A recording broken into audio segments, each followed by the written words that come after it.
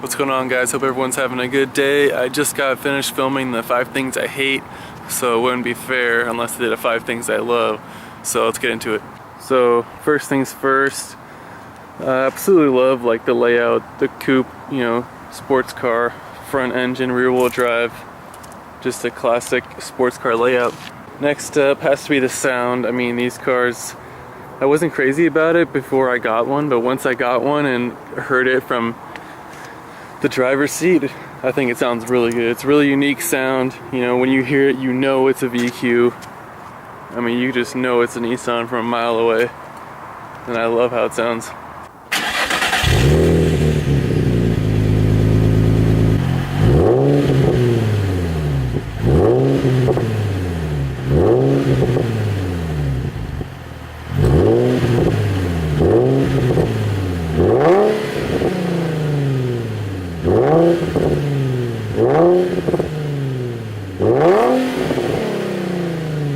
Number 3, I love how it has a center tack.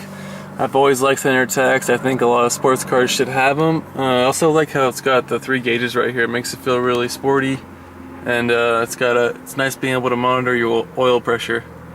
The only thing I wish it had too was oil temp.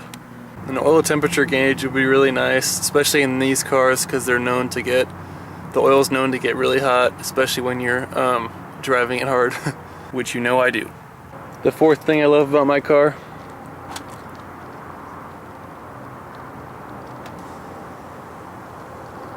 I think that's really cool. I like showing people that I can roll down windows from not even touching the car. And it's really nice if you're someone like me that likes to drive with the windows down a lot of the time. It's just like nice walking up to it and that seeing them roll down, getting in, your windows are already rolled down, and you can just take off. You can't roll them back up with the fob, but you can put the key in and turn it right, and it rolls both of them back up.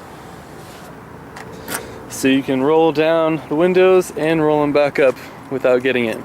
Alright, number 5 is gonna have to be just the car in general. Like, I love how enthusiast focused it is. I mean, it's just, you know, they built these cars for people that like to drive, and I really love that. And it also drives really well. I mean, even on the stock suspension, it handles really tight, it's really flat, you know, it likes to be driven spiritedly. You know, and it's got good power too, you know, 300 horsepower and a V6, that's pretty significant. Alright guys, like always, really hope you enjoyed this video.